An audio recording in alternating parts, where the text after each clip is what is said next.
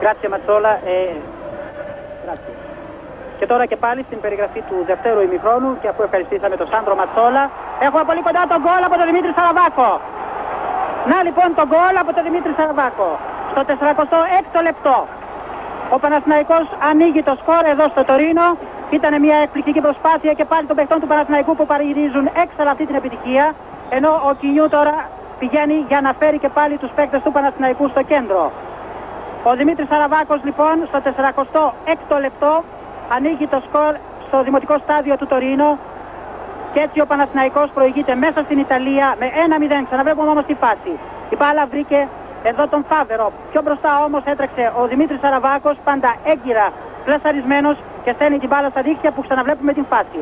Απέτυχε ο Φάβερο να αποκρούσει. Στην συνέχεια η μπάλα θα φτάσει εδώ στον Δημήτρη Σαραβάκο, περνάει την μπάλα κάτω από τα πόδια του Τακόνη και έχουμε έτσι το Juventus Παναθηναϊκό άλλη πλευρά.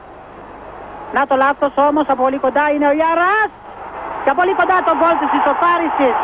Είναι το λάθος, ο Ιαράς αφέθηκε μόνος του και στην συνέχεια ο Μαυρίδης δεν θα προλάβει και ισοφαρίζει τώρα 1-1.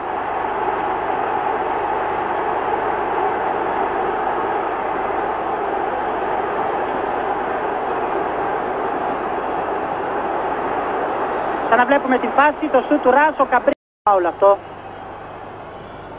Ο Γεωργαμλής.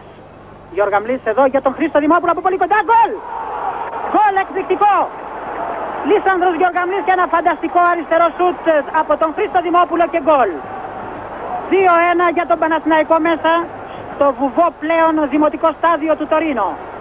Ξαναβλέπουμε τη φάση από το φάουλ του Λίσανδρου Γεωργαμλή. Παρατηρήστε τον Χρήστο Δημόπουλο πίσω από τον Μπονίν. Ρας, Αλέσιο, Καμπρίνι, πιο πίσω είναι ο Μπούζο, Λάουντρουπ επικίνδυνα, είναι ο Καλιντζάκης, ο Μαυρίδης από πολύ κοντά και τον γκολ της ισοφάρισης και τον γκολ της ισοφάρισης για την Juventus. Είναι ο Αλέσιο, βλέπουμε την φάση.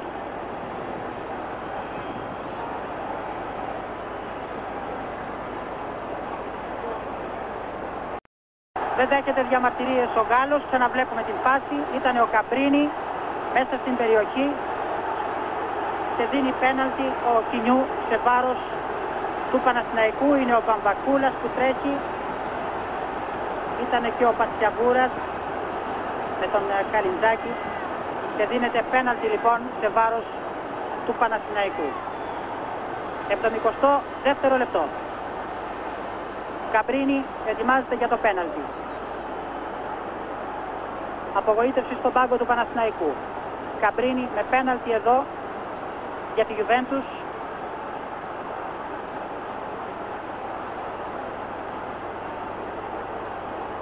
...73ο λεπτό, Juventus Παναθηναϊκός 2-2, Καμπρίνι, ο Μίνου κάτω από τα δοκάρια, Καμπρίνι και 3-2 για τη Juventus.